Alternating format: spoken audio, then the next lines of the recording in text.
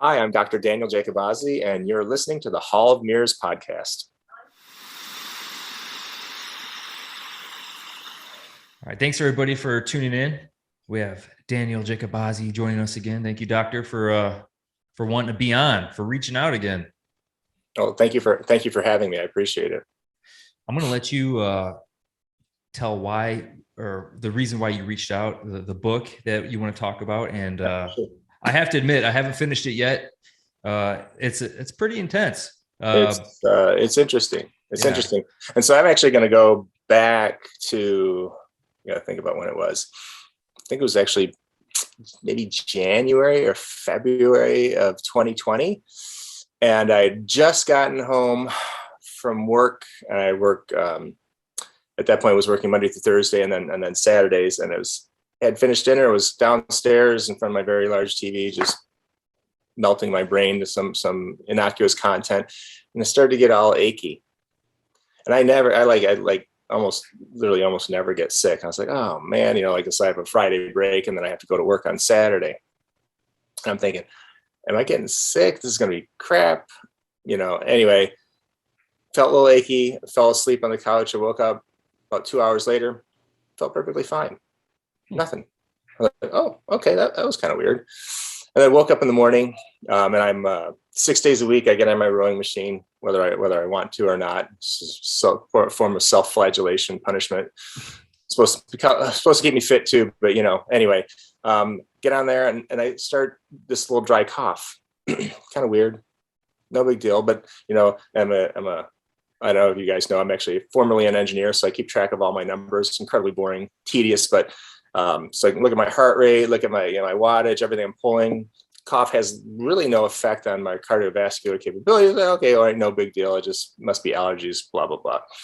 And leave it at that. For the next 6 weeks, I have this this weird dry cough. I'm felt like I have something, but I don't really have something because I'm not productive or anything.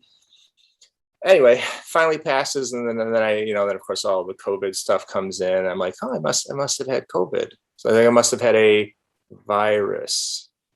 And then I read this bad boy, even though I bought this book like 2 months after that, and it sat diligently on my shelf gathering dust. Anyway, wow, that's how thick it is.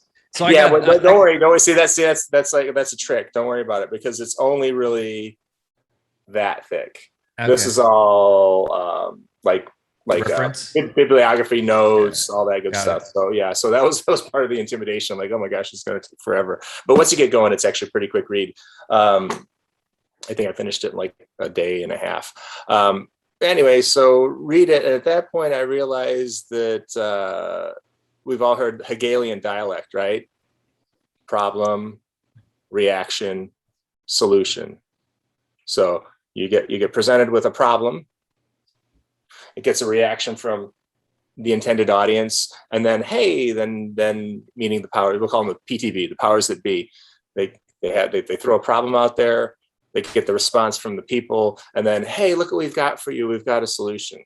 And so I thought, and I would say even mistakenly at this point, I thought that, and I'll call it that COVID is obviously a bioweapon, right? That there's a protein that was designed in a lab, that was released, all that good stuff. And I always assumed that was the problem, and that was the vehicle for creating the demand for I don't want to say anything, but for that thing that they stick in the shoulder, right? And then after reading this book, it became apparent to me, at least in my mind, that the problem really is the Five Guys and Fries thing that runs our mobile phones. Yeah. Right? Yeah. And so, and again, that's where this book was very interesting, because I did read this book in March of 2020. Which book is that? That's called Beauchamp versus Pasteur, or Beauchamp or Pasteur. It was published in 1942. It was by Ethel Hume. And so this talks a lot about basically Beauchamp, but then carries into the Spanish influenza time and all that stuff. And very, very, like the parallels, like obviously the further we look back, the further we can look forward. And may not be exactly what's going on right now, but they had the same battle with Yeah. Right. mandatory this. That's when we got the good Supreme Court decision saying that, we have body sovereignty, all that stuff. Very fascinating, because at this time, when this book is talking about the Spanish influenza, at the very same time that occurred was the rollout for radio. Interesting. So then you're like, okay. And then you think about how quickly the Spanish flu traveled around the globe. It was less than 2 weeks. They didn't have anything that got around the globe in 2 weeks in 1918. Yeah, no airliners, that's for sure. You didn't get that far that fast. So then you're like, okay, interesting. And then you talk a little, you think about a little more what happened in this book. Unfortunately, this book did not talk about the radio, but this one did. And the rollout for the radio was right around that World War I. The US put up a bunch of towers. The UK put up a bunch of towers. They were all around the world, and they all went online at around the same time. Poof, all of a sudden we get all of these symptoms, these issues. And so then, and then Furstenberg, I'll just call it Furstenberg's book, The Invisible Rainbow, he goes back and he says, it's very simple. 1889, 1918, 1957, 1968, and now 2019, all have big flu epidemics. Did you know, and I didn't know, that before 1889, there was no flu? I was just going to say that, like, as I'm listening to the audiobook, when they hit that passage, I was like, holy shit. Like, and then they said 100 million people died in 1889. 100 million. Think about how small the population was then as to now. That's a massive number. And of course, what happened? That was the electrification of cities. And then basically as electricity spread, then all of a sudden these people get sick. And then now coming back to my issue of that dry cough, it makes me wonder. I noticed that back that way towards Western Avenue, right by me, they were putting up these big nasty towers on top of one of the buildings there. And so then I started thinking, well, I wonder if that's when they started turning on the five you know what stuff here. Yeah. Because and then like you think about back to, we'll pick on the Spanish flu again. They did experiments, and it's weird they don't do any of these experiments now, right? Because they don't want to have the answers. But they took volunteers and they had them gargle with sputum and take sputum in from people who had the Spanish flu. Wow. And out of 100 volunteers, they probably could only find 100 people in the city of Boston. But out of 100 volunteers, you know how many got sick? How many? Goose egg. Not a one. Not a one. And so if it's truly a virus, then you that's not how it works, right? You'd have to be sick immediately. And when we're talking about and I hear all the stories of this all the time, people, at least in the initial wave, things change now. But before they started doing that stuff, you'd have families where somebody would get it and another person wouldn't. Well, that doesn't really make sense. If it's so infectious and so contagious, then why isn't everybody getting it? Now, I do believe that's changed, and I'm gonna, if I can find the quote. Hume has a quote that says, "But when nature's coat of mail, the skin is violated, and the drug inserted beneath the skin, nature's line of defense is outflanked, and rarely can anything be done to hinder or prevent the action of the drug, no matter how injurious or even fatal it may be. All the physicians in the world are incompetent either to foresee its action or to hinder it." And again, she wrote that in 1923. And it's so back to why are we getting people that are like, you hear people, somebody's getting double, you know what, and then they come home and then their SO, their significant other who hasn't gotten it, does get sick, because you're putting it into the body, then it's making that bioweapon. So there's more than one thing going on at a time, right? So you have the technology rollout, and then and I know this sounds tinfoil hatty, I can't help it. It is what it is. That also becomes the chance to implement this Have you ever seen Harry Vox's thing on YouTube about Operation Lockstep? No. Okay, if you can find it, it's been pulled down. Who But put it out? What's his name? Harry Vox, Vox, and just look for Operation Lockstep. It talks about he put that out, I think, in either 2010 or 2014, and talks about the basically fascist medical surveillance state. And it's almost as if, and again, I know I sound like a tinfoil hat, and we probably should all be wearing tinfoil hats at this point in time, given what we're being exposed to, right? But if they know there's going to be a problem, which is associated with the technology rollout, and they have other goals in mind, which would be mass inoculation of a population, hey, what a perfect thing for them. And then go ahead. So, Doc, are you? I'm trying to frame this in my mind. Sure. With what you're saying is ultimately the virus, we'll call it, is the conveyance for the virus could be through the 5G, through the radiation itself. So I just want to make sure that I'm understanding it. So I haven't been clear. It's actually simple. It's just basically activation or yep. It's just toxicity, radiation exposure toxicity. Just like the initial electrification in 1889, just like when people were exposed to radio waves in 1918. And so I come back to 1957, radar, massive radar installations all around the world. And then 1968, satellites. Dan, I got a question. Yeah. Because I didn't get very, maybe 40% through the Sure. book. Do they mention Tesla at all in the book, Nikola Tesla? They do not talk about Tesla. So that's like mind blowing to me, because in 1889 he came out with the Tesla coil, which Right. would have been our very first, electricity, wireless electricity. Yeah, my guess tells me that the book didn't really get into it because they're just talking about the dangers and toxicity of it, and then as far as the actual history of the world and why Tesla's not mentioned, my guess is that his electricity was probably benign. Or the reason why I ask is because it's well known that the government came in and stole all of his work, Exactly. Mm-hmm. Everything, and we never saw a Tesla coil ever again. So did they reverse engineer it and then put it into what we know today as? They just destroyed it. There's no money to be made off of it, and that's what it comes down right. to. He pulled electricity for free from the atmosphere. Right. It was free. Well, it's neat because the Invisible Rainbow talks about how electricity is on this planet before life itself. Yep. And it reminded me of Star Wars, like when Yoda's like, it's the force that binds us and runs through us, right? It's the same exact thing.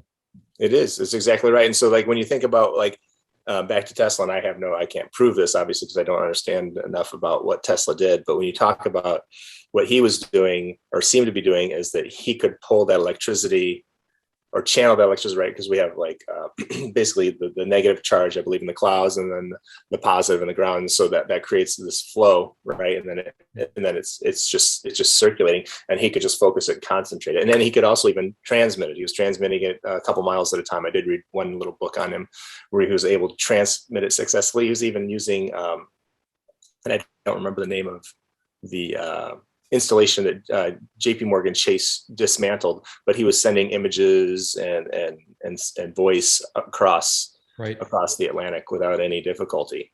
And then all of a sudden that technology is gone. I mean, there's so much stuff that's been disappeared. So I can't help but think that his form of electricity in the Tesla coil was not a problem. Plus, again, not monetary. There's no money to be made from that. You can't be a captain of industry if you're not taking money. So and correct me if I'm wrong, is it true, or is it just out there in social media land that 5G was actually developed in Wuhan?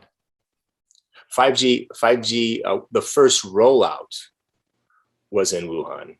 So isn't that curious? And exactly right. And then the most the highest concentration of towers was Wuhan. And I didn't have I'd lost them. I had a Twitter, I had 4 Twitter accounts nuked, but my first one had some really cool stuff on it that showed maps of 5G concentration. And then they overlaid it with COVID infections.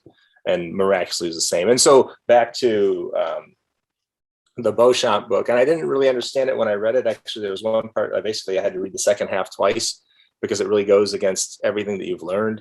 But the whole virus thing and how bacteria, germ theory was disproven in actually 1858. Pasteur is an idiot. And Fauci, go ahead. Oh, I was saying, just so while we're right to this point in the conversation, what's the end game? Well, Well, I mean, I know what I think. I mean, if you look at the data so far, the jab, and this is coming out of the UK, their PHE is public health, their public health thing, their department. They have the basically the antibodies and the immune function, basically from the blood labs they're measuring in all these people. They're declining at about 5% a month from the time of their second, Yeah. And so basically a huge chunk, maybe not all, but a huge chunk of these people are going to have AIDS. So it's going to be acquired immune deficiency syndrome. So basically they have no immune systems. And so, and I don't know if I talked about this last time.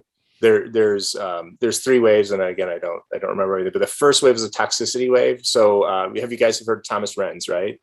Yes.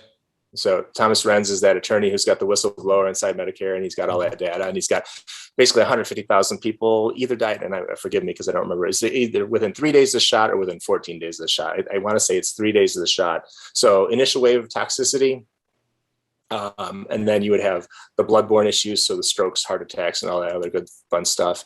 And then 2 to 3 years on, as far out as 2 to 3 years, you're going to have the autoimmune ADEs, so antibody-dependent enhancement. Have you heard that term before? I've never heard that.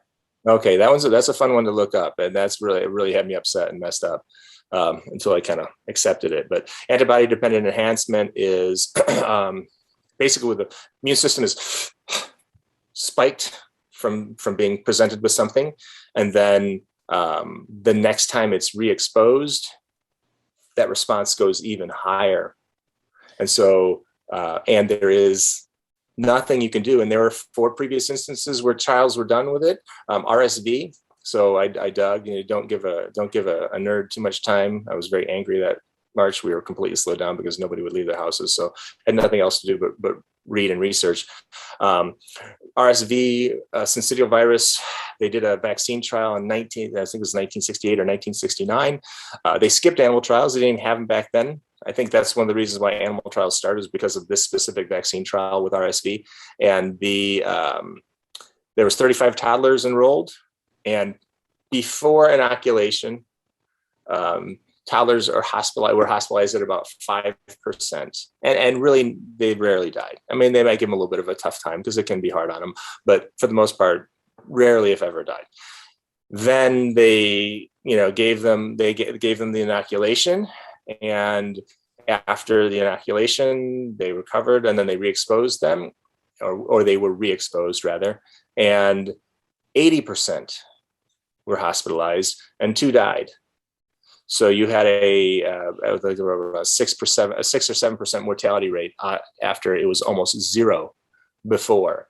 And so they're like, oh, that was unintended. So that vaccine never made it to market, obviously. And that's where they coined the term antibody-dependent enhancement, or enhanced immune response. And then there was one other term that they use. Now, they don't enhance immune response or adverse immune response. They don't use anymore. They switched to ADEs. I don't know if they did that because that way you wouldn't be able to find and correlate those things. Dengue fever vaccine was rolled out in the Philippines. Disaster, tons of injuries, and then lots of people sick. And if I'm not mistaken, there were people that went to jail on that one, which is ironic because that was also NIH, weren't they involved? Oh yeah, I said Fauci. Oh, yeah. Exactly. Yep. Fauci. They gave it to them. They gave it to them, right? Yeah. Out of the kindness of their hearts. Exactly. Very giving. And then the SARS-1, they had the mice, and then they also had ferrets. So the ferrets, I don't know how many mice were in the mouse study, but in the ferret study, there were 24 ferrets. Ferrets, the reason why they use ferrets is because ferrets have lungs that work similar to us. And they it's again, so it's all about the spike protein. The spike protein is crazy. It does all kinds of really lovely things. And so they created the virus, they inoculated the ferrets. The ferrets developed a robust immune response. Great, hey, it works. And then they let everybody recover, and then they re-expose the ferrets, and every last ferret died. Every last one. Now that was in 3 months. And so that's why you hear people squawking now, well, it can't be ADEs because ADEs happen to the ferrets in 3 months. Yeah, that's a life cycle issue. 3 months for ferrets is like 3 years for people. And so that's why the expectation is when these people start getting re-exposed, and you're going to see them drop. And I hope I'm wrong, honestly. I mean, God's truth. I don't want what I read or my conclusions about it to be right. It's just, again, back to the health data from the UK. I mean, you're just looking at these. They're looking at these markers, and they're watching their immune function just go straight down. And then there was a doctor actually in Yorkville, and I can't remember his name. He did blood work on a patient of his who had been pre-diabetic or even diabetic. A functional medicine doctor. Guy got in shape, got everything right, went and got inoculated. Little immediate dip in his blood markers as far as immune function, and then waited the month or a little less than a month, got the second inoculation, another dump. And so we're just going to see this stepping down. But so anyway, go ahead. If the goal, and I don't want to put words in your mouth. So if the goal is leading us to a society that basically is going to get cut in half, if not more, population wise, 2/3 by 2/3 of the population is wiped out in the next, we'll say 5 years, just for sake of conversation. Yeah. Those that are remaining, and I'm trying to figure out where their mentality would be, because those are remaining are those that were the most defiant and not getting in line, right? So, exactly. How does this work to their? How is this advantageous? The end game, I think that again, have you ever heard of Georgia Guidestones? Yes. Okay, so right, their goal is what, 500,000? Right, the world's population. Right. Yeah, they're not going to up on that one. I don't know that one. Georgia Guidestones are in Georgia. They are a set of rocks that have basically what is Doc, the 10 principles of sustainable living. Anytime, again, and just so anybody's listening, anytime you hear Green New Deal, sustainable development, smart city, or any of that crap, run the other way as fast as you can. So build that better. Right. These Guidestones were contracted and built. Nobody knows who paid for them, but they're sitting in a field in Georgia that have Georgia. Yeah. Wow. How did I miss this? I don't know.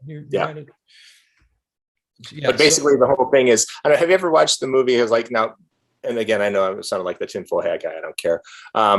The movie Judge Dredd, or Dredd, the latest version. I didn't see the new one. I haven't seen the new one. I know this. Okay, the new one has this dystopic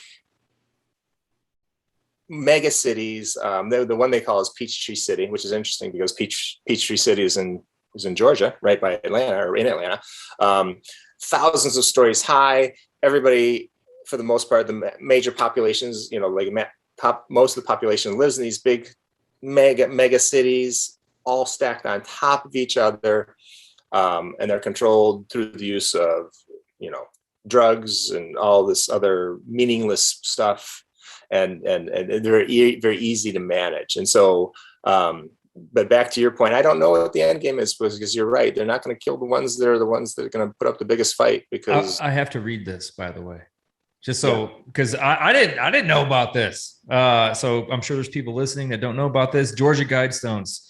The 10 inscriptions read as: number 1, maintain humanity under 500 million in perpetual balance with nature. Number 2, guide reproduction wisely, improving fitness and diversity. Number 3, unite humanity with a living new language. 4, rule passion, faith, tradition, and all things with tempered reason. 5, protect people and nations with fair laws and just courts. 6, let all nations rule internally, resolving external disputes in a world court. So there's your new world order. Yep. Number 7, avoid petty laws and useless officials. Number 8, balance personal rights and social duties. Number 9, prize truth, beauty, love, seeking harmony with the infinite. And 10, be not a cancer on the earth. Leave room for nature. Leave room for nature.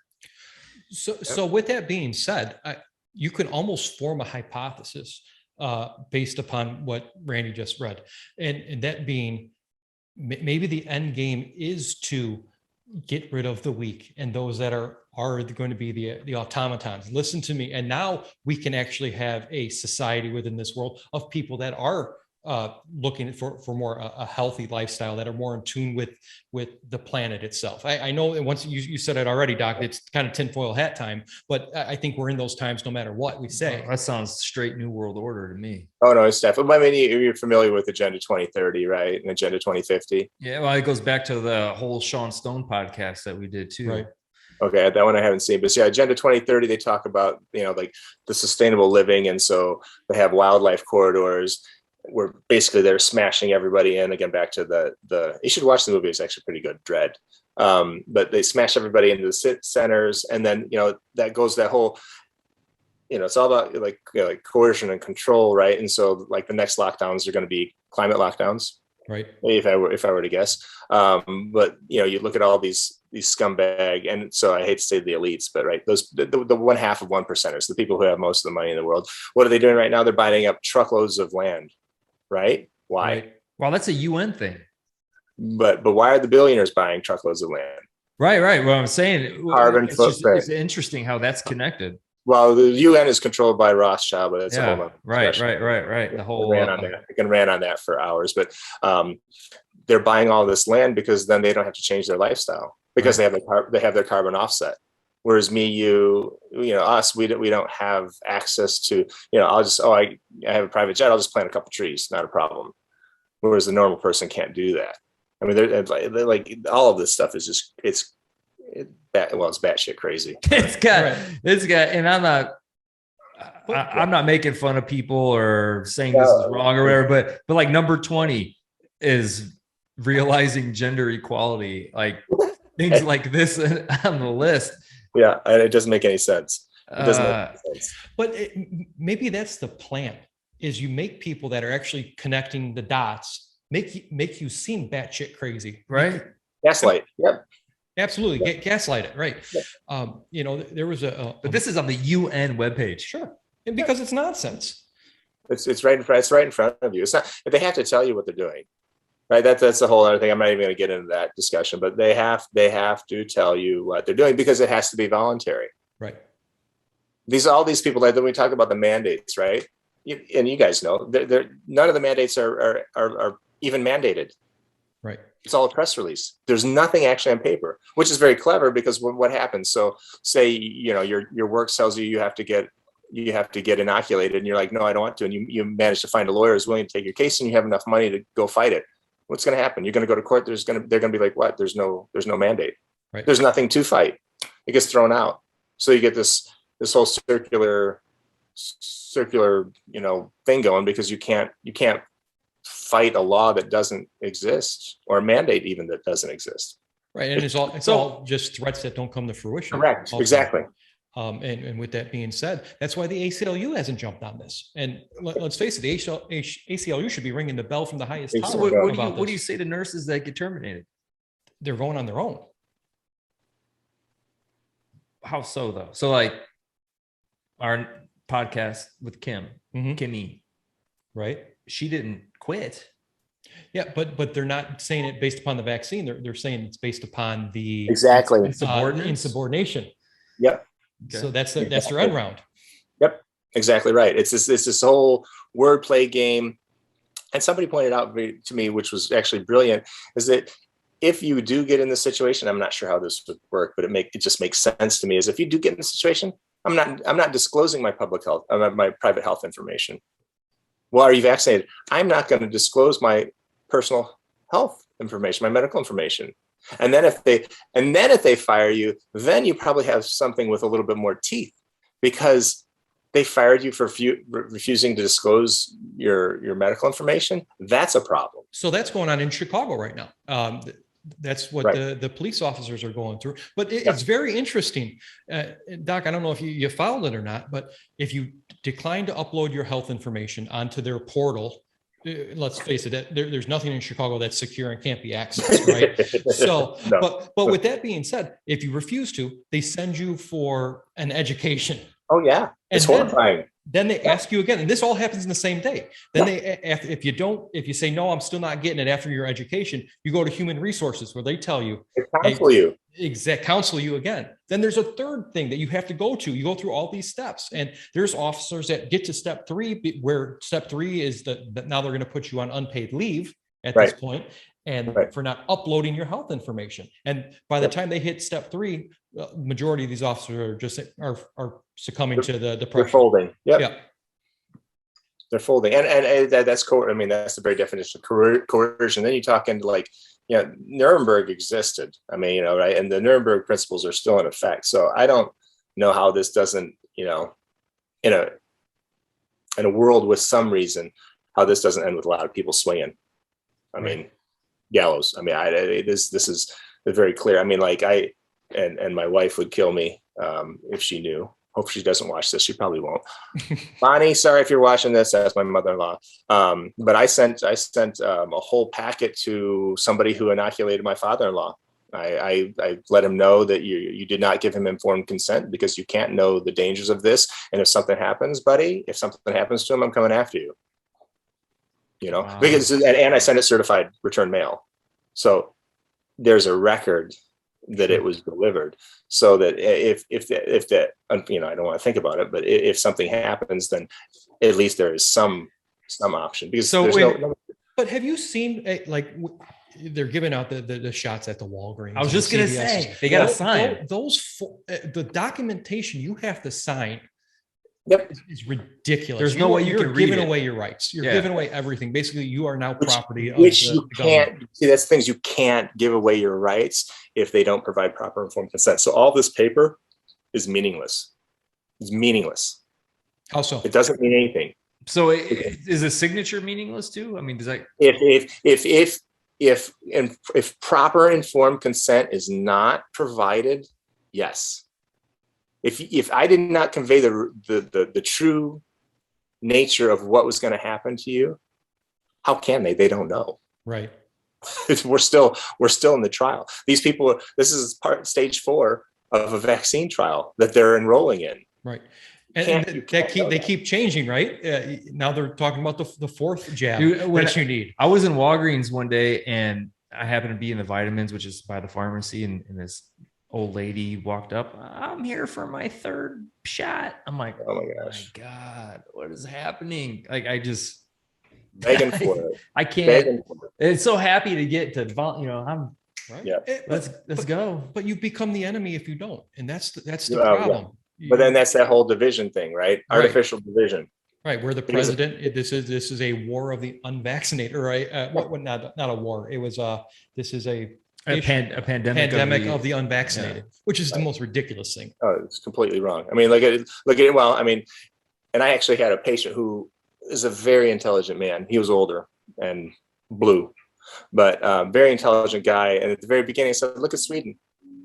Did you see anybody talk about Sweden at this point?" Not a one. No. What's happening in Sweden? Nothing. And that's because that goes to the whole rollout thing. They stop with the vaccination stuff. They stop with the masks. The technology has been rolled out. So those who would have issues with it, they've had their issues and either recovered or didn't.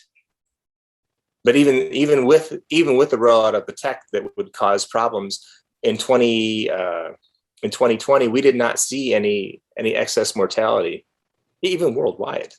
Right. It wasn't until 2021 that we started seeing the numbers go up in terms of overall death. And then, like, what's his name? John Ioannidis, who is probably one of the top 3 epidemiologists in the world, did a paper, and it got excoriated for it, but basically said that Delta is even less dangerous than the Delta, whatever the Delta is, right?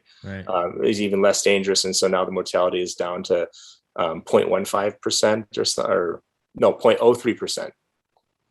something ridiculously low. I mean, it was initially 99.85% survival rate. Right. That was the average. That was if you got infected. Right. And now there's a Delta Plus, and then what do they say? The Epsilon, the Lambda. So all of these they're going to go through the whole Greek alphabet. It's going to go right. If we go back to the book, and like you said, that one day you were watching probably in front of like a 60-inch TV, and you were getting the aches and stuff. And where do you go from there? What are what you can say what you're going to do, and we don't give advice, but turn this off as much as possible. Yeah, for sure.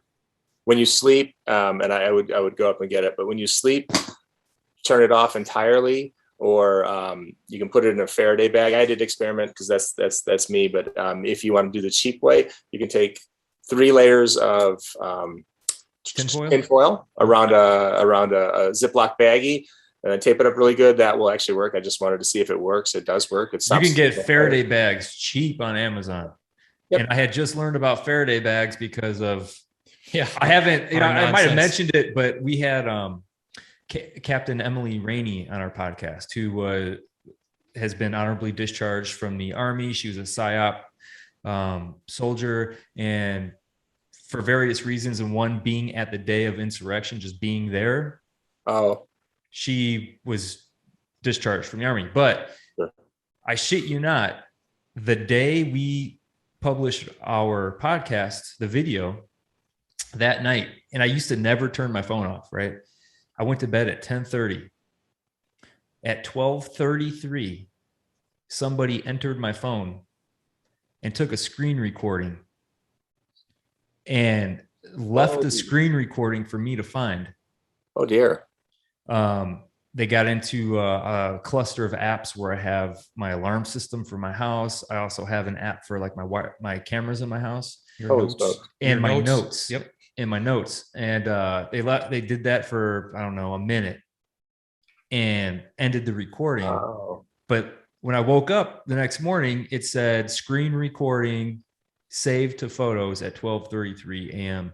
They're sending a message to you. Yep. And it was the most uncomfortable feeling I've ever felt in my life. And I like 5:30 a.m. I'm texting Mike. I'm like, dude, holy smokes. I'm they're in my phone. He's like, you got to talk to Emily. I called Emily, and I'm like, she's going to think I'm crazy. She's like, no. Yeah. She said, you've been texting me. I've been on their list. There's no doubt that they got your number now. They're in your phone, and they're going to try to build a case against you or see what you're doing. Wow. He's like, you need to get a Faraday bag.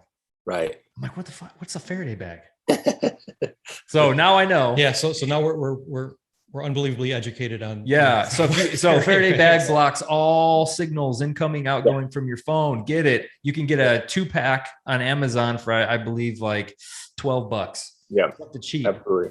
And they're, the size of a small purse or whatever. Yeah. Yeah. So I actually bought 4.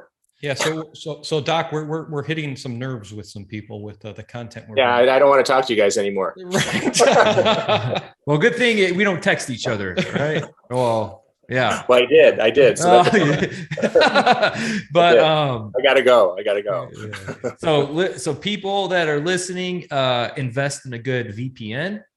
Yeah. That's a great thing to have. Turn your devices off, your computers, laptops, your cell phones. And hardwire the house. I think that's exactly right. You can get Ethernet cables and hardwire. You don't have to, because let's face it, if it's the wireless signals that are getting us sick, we're not gonna be able to get rid of them totally, but you can really minimize your exposure. Let me take it a step further. You guys can. It's really amazing. I learned how to build a house on YouTube. You guys can do the same thing. You can order a reel of Cat5 cable. You can get the tools, the crimpers, to put the ends on your Ethernet cables. It's really simple. You follow the instructions. It'll tell you what color of the wires to line up. You put it over, you crimp it. It's amazing. It's a piece of cake. I did it. You guys can do it. YouTube. So that was the other thing. What happened? What was the first thing? And I remember seeing this and thinking that was really kind of odd. What was the first thing they did with schools when all the lockdowns happened? Do you remember? Well, here They close the schools. yeah, they close the schools. Yeah, but what they do when the schools are closed? The huge wave of installation of 5G Oh, over all of the schools. well, yeah, all the government grants came through, right? For upgrades. Interesting. Yeah. Yeah, the Yeah, kids are I still remember. getting free lunch. Yeah. There's a lot of money And, came and, into and now schools. what's happening though? Now we just have kids 5 through 12. Time to get them vaccinated, right? Yeah. They're approved. And then you see that knucklehead, I won't say what I want to say about him. He said, well, we won't know what side effects there are until we try it. That's ridiculous. Absolutely. I think, Doc, this is where I think an uprising happens. I don't want to see it, but I really, you might be able to convince me to get the shot. Just, if my livelihood's going to get taken away, I might get the shot. But you're not going to force it upon my children. And I feel like that's a hard line in the sand for a lot of Americans. And we've been talking about this for months. I hope so. And I'm like, yeah, that's not going to happen. And holy shit, this morning on the news, it's been approved. Well, I don't know what you call it. Emergency use authorization. Emergency, and that's the other thing is the emergency can never end, right? Right. Because they're like, oh, well, they're going to, they keep saying that they're going, this is all wordplay. Well, they're going to be approved. They're going to get FDA approval. They will never be FDA approved because they'll have to release all the data. Right. And even if they don't release it, and analyze it, they still has to be made available to the public. They can't do that. So is the Pfizer FDA approved? None of them are. None of them are. So the Comirnaty one is. Comirnaty is FDA approved, but it's not even produced yet. How do you approve something? Right. So that's the thing. They're basically marketing that as the Pfizer, but it's a totally different inoculation. So remember when they said it was approved, and then I got hold of the documents, and we read through the documents, and it still said it was emergency use. Right. It's just a bait and switch. Oh yeah, no, it's been approved, and then you go in and you get one that's. None of them will ever be approved, and Comirnaty is never going to be produced. So. And you know what they're telling our armed services? Before we give you that, we have to get rid of all the old batches of the Pfizer. Yeah, but it's the same stuff. Right. It's horrifying. Yeah. It's ridiculous what they're doing to us. It's horrifying. You think about what's happening to the military. Interesting times. It's going to get bumpy. Certainly. Well, stay tuned to the podcast. I'm sure we'll have many more service members join us as that fight continues. Yeah. On both fronts, freedom of speech and freedom of choice. Before I forget, there's one thing I saw. So you guys heard of Carrie Madej? Say that one more time. Dr. Carrie Madej. No. She's been chirping loud and proud from the very beginning about all this. And I looked up with her the other day. It talked about a detox bath. And so, I saw your post on the detox baths. Yeah, it doesn't matter if it's like detox because you have the virus or detox because you're getting exposure, right? Mm-hmm. I call it the EB3 bath: Epsom salts, baking soda, borax, and bentonite clay. And so Epsom salts would be 1 to 2 cups, baking soda would be 1 to 2 cups, borax would be 1 to 2 cups, and then bentonite clay would be 1/2 to 1 cup. Now I did it myself just the other night for the first time just to try it, and I did 2, 2, 2, and then 1 for the bentonite clay. You can probably get away with just 1 cup of the baking soda, Epsom salts, and borax, and then just do a 1/2 cup of the bentonite clay. And really interesting. Skin felt like lighter the next day. I don't know how to describe it. Like it could breathe. It was very interesting. And back to my own personal COVID battle. I have constant tinnitus. My ears ring continuously and have done so since March of 2020. I have awesome hearing. I was the nerd that was in the club with earplugs, even in my 30s. Because I didn't need the loud music. I was just going out just to have a good time, right? But I always had the earplugs in, so I protected my ears. I had tinnitus all the time right now. And then Furstenberg's book talks about that. Various people have sensitivities and can hear like just the thrum of regular electricity or radio waves or whatever. So that's when all that stuff kind of started coming together. I was like, wow. Interesting, because again, my ear is just like constant. I mean, right now that I'm thinking about it, I can hear it. It's like me too. Yep. Okay, so now that you said that, and I honestly, I didn't know where you had gotten that from. So Dr. Carrie Madday, she's out of Georgia. Yep. Osteopathic internal medicine doctor. I stand for freedom, truth, great love, child of God. Carrie, I'm coming. I'll be messaging you or trying to get a hold of you. We want you on the podcast. Great. Yeah. She's great. This is interesting. I would like to talk about this detox bath. So how long did you soak for, Doc? Good question. So as hot as I could handle for 20 minutes. 20 minutes. Yeah. And I would make sure you have somebody around because you get a little bit woozy. I mean, I was fine, but like, that hot of a bath can, you just feel kind of wonky. And then even after you one of the women who read the post is like, didn't you get gross and icky? No. I mean, it just stuff just washes out right off of you. And when you're doing it, get like a loofah and then scrub a couple times just to kind of open things up so that everything kind of pushes out. So, and again, I don't know how much it works, but again, I trust Dr. Madday. So help us out. What's the theory behind it? What's it doing? Well, the skin is the largest organ in your body, right? And so it's behind the liver, right? The primary way of getting toxins out of your body. So if your body's being toxified because it's got some sort of exposure issue, inevitably those toxins are going to be coming out through your liver, through your skin, like, even sweat and breath, all that good stuff. And so by opening the pores up and using those things like clay is going to be a flocculant, it's going to pull all that stuff out. Somebody even told me about there's magnetic clay that somebody used. There was a vet in California who was having issues and he did multiple detox baths and apparently is doing very well right now. So, so again, just helping the skin. So like I have an infrared sauna at home that I use. So I do 20 minutes, a couple times, like 1 to 2 times a week. Like a tent set up? It's a full on little, you got box. the whole deal. Yeah, a little box sauna. And so just crank it up. It's as hot as it goes and sit in there for 20 minutes. Just, sweating, number one, but what that sweating does, right? Your pores open up and everything gets pushed out. And if you do like look into saunas, low EMF, right? Because we don't want the very thing that we're trying to avoid be the catalyst for it, right? Yeah. So, but yeah, it's really interesting. Yeah, that those. I mean, even just in terms of saunas in general, right? Longevity, especially for males. So all the men listening to this, is that regular saunas actually increase your longevity significantly. And maybe that's the detox effect. The study that I read about it didn't identify the mechanism. They just knew that it happened. So it probably has something to do with detoxing, getting that junk out of your body. Well, I'm still in the battle of the autoimmune and I've tried several different diets. Nothing quite does it. So add this to the list. Yeah. So Doc, before we wrap this up, give me your 10,000 foot perspective 5 years from now. It's a very different world. It's a very different world. I think, and again, tinfoil hat time. Sure. Find yourself some land or find yourself a community that's going to purchase a lot of land and work towards being self-sufficient. And I know that sounds batshit crazy. I mean, it does. But because 5 years from now is not that long, right? No, it's going to be here. It's going to be here quickly. And then you're looking at all these manufactured supply chain issues and like who owns all of our pork packing in the United States? China. Right.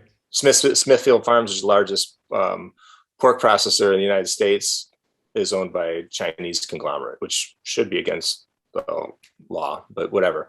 And so that's very easy to control food. So make relationships with local farmers, right? I mean, I get all my beef from farmers. I go directly to them. They send it to a butcher and then I pick it up. So it's almost like a regression.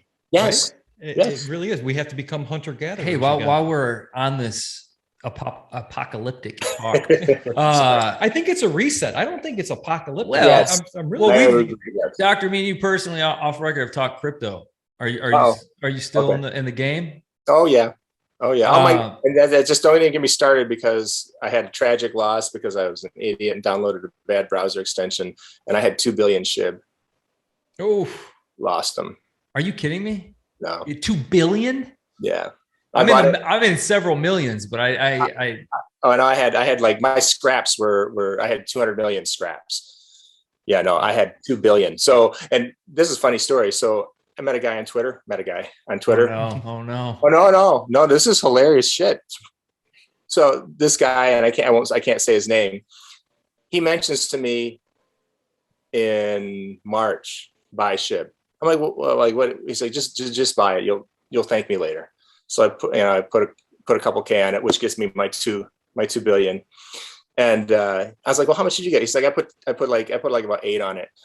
I'm like 800. He's like, no, I put 8,000 on it. I said, when did you buy? He's like, August. I'm like, okay, all right. I'm like, I trust this guy. He's very credible. I'm not gonna get all the details because somebody could figure out who he was. Anyway, there's a tweet floating around right now. There's a wallet that somebody's identified that put $8,000 down on Shiba Inu in August of 2020. I know it's this chucklehead. I know it's this guy. $765 million. Oh my God. Yeah, he gave away chunks to his employees as bonuses, which I know they frittered away, but that would have been worth $250,000 right now, I'm sure. But this guy just throws off. He's like, he says get utility coins, but then he messes around with these shit coins, as he calls them, right. meme coins. The meme coins, right? Hey man, I just hit $1. Hit 50 cents. 50 cents. You'll never hear from me again. I'm gone. Shib's got too many. There's got too many coins for that to happen. Well, you know what? I've said That's the same thing about Dogecoin too. Yeah, Dogecoin. Yeah. Even well, I mean, I'm praying for Ripple because that's. Oh no! So Ripple. Here's the thing: everything has to fail for Ripple to rise. That's the problem. That's your apocalypse coin. Because I mean, they have to beat the SEC completely. Oh well, no, I mean, it's not even about that because I don't know if there was a publication or a press release from the Fed or the U.S. Treasury Department that said they were going to have a one overnight implementation of some ODL, online liquidity thing overnight. Well, that's Ripple. There was going to be, and that was scheduled for November of 2020, some date in November, and then they pushed it back. And so I'm still hopeful, but I think like as far as XRP goes, and let's not conflate XRP and Ripple, right? XRP is the coin, Ripple is the company. That's what they used to be one and of the same in the beginning, right? Never. That's what makes the SEC case such a joke. It doesn't make any sense. XRP was minted by another company. I don't remember the original company. Was minted by another company. There was no ICO like with Ether. Ripple came in and was given coin, not to sell his contracts, but to fund their marketing efforts. And so, like the SEC, the whole thing is the guy that told me to buy this SHIB. He says,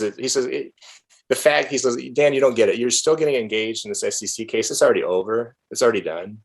This is just like this puppet show to have all the clowns down and to try and shake everybody out. So is it going to be a $10,000 coin or not? I don't think 10,000, but like if you do, well, I mean, I got to back up. It's capable because of the way it's structured.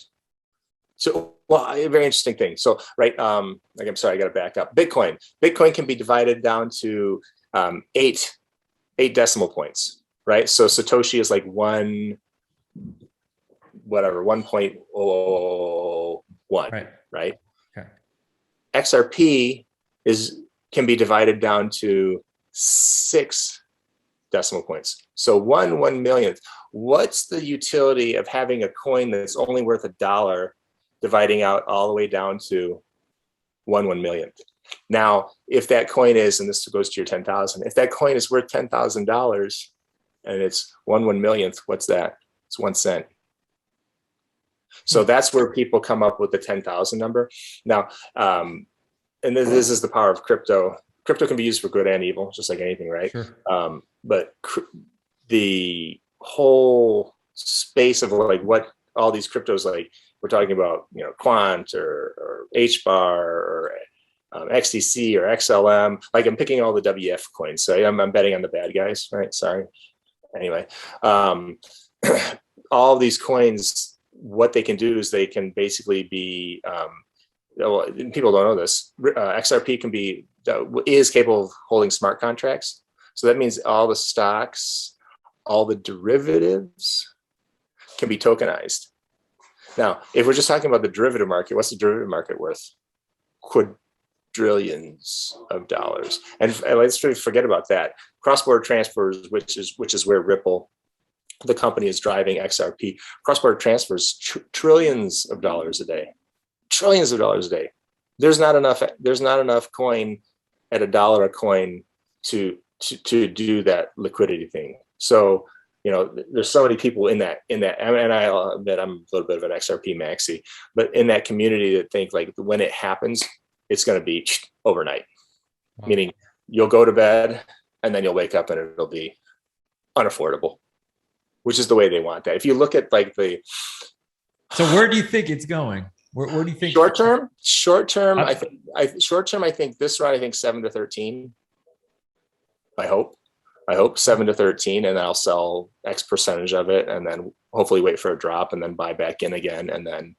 You really don't see it 100 plus? Don't know, because you have to get the SEC out of it, like you said, right? We got to get the SEC out of it. Now, I've got my shit on Ledger. Like I don't even want to wake up the next morning and panic. I have a percentage of it. But that's because I want to jump if I have an opportunity. But if you look at, what SEC's, again, this is like the retail. I think like retail investors hold like 0.1%. I mean, somebody can fact check me, but the amount of coin that retail investors hold for XRP is nothing. The majority of it is held by institutional investors. I mean, like the vast majority, and then always bet on the bad guys, right? Rothschilds had disclosure that one of their trust funds holds, and it was several $billion fund, and 8% of it was Ripple, was XRP coin. Wow. And then I just learned the other day, this is a BNY Mellon heir. This guy who he died in, I think, 2018. He was on the board at Ripple, so he was on the company board. It came out that he had 500 million, and this was back in 2018, had $500 million worth of XRP distributed amongst friends and associates on private ledgers. So this joker bought up $500 million worth of coin and gave it because he couldn't be seen buying it. Why? Why would a multi-millionaire, maybe even a billionaire, I'm not sure how much money he had, but definitely millions. Why would he go and collect $500 million worth of coins and then put it off to other people if he didn't think it was going to be worth a truckload at some point? So if you look at, how many other coins have announcements where like they just announced that the Philippine ODL. So basically a payment corridor of the Philippines. They have a payment corridor for Japan. They have massive inroads in the Middle East. They just picked up the central bank of Bhutan. Bank of America, Citibank, their office in San Francisco is in the same place as Bank of America. Yeah, there's, if you just look at what Ripple's done in terms of establishing business relationships, any other coin would be worth $1,000. Any other coin, it just makes sense. Good news comes out for XRP via Ripple, and then it drops 10 cents. It's like, I wish I would have bought more. I should continue to. Going back to SHIB though, the only thing I don't like about that is that they're trying to build it on Ethereum, and Ethereum sucks. I hate Ethereum. The gas fees are stupid as shit. Stupid. You guys will lose your ass. Stay away from Ethereum. I don't give advice, but I'm giving advice.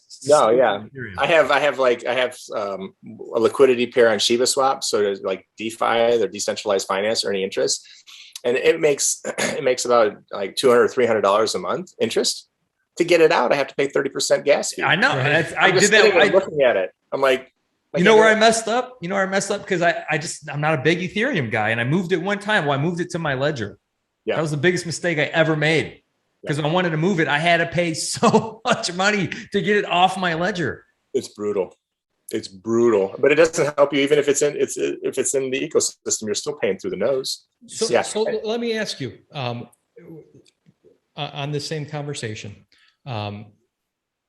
Facebook is now launching the metaverse. Jesus. Okay. No, So I want to go there. Just watch the movie Ready Player One. Yeah, watched it. There you go. That answers it. That's the goal. That's the goal. People living in freight containers stacked on top of each other, and their happiness and is found within that ecosystem. So you may as well plug it back into the pillars. But at this point is what I'm asking specifically. Does Facebook's coin, what was that coin called that they supposedly were? The MetaCoins. MetaCoins and I didn't realize there was a whole ecosystem for them. MetaCoins took off. Yeah. But that's within Facebook though. Right? No, there's MetaCoins that are outside of Facebook, which I didn't know. So, yeah. And that's where that's where this thought's coming from is this how the end game is? Keep us sick, keep us medicated, get our indulgence via virtual reality. Yes. That now you're controlled. This is some fucking 100%. Skynet shit. Right. But it's so crazy that it could be true. Have you seen Ready Player One? Yes. I have, yeah. Yes. Yeah. So that's exactly it. You put the goggles on and you have all your friends, and you can be any sex you want, you can be any type of being. It really is a beautiful movie, and that last one was made by Steven Spielberg, right? Well, but how does it end though? Yeah. What happens? I'm not going to give it away, but yeah. Yeah. You don't want to spoil it, but yeah. So, but anyway. Well, sorry, I didn't mean to go that. No, extreme, it's interesting. I mean, this conversation could keep going because I love crypto like you do. And we hate it sometimes. Yeah. Well, I mean, you just listen. If I give advice, any advice to you people, not financial advice, no financial advice, but stay away from Instagram and Facebook advice when you're dealing with crypto. Do your own research. It's really easy. If someone says they can help you, they're going to steal from you. I'm just telling you.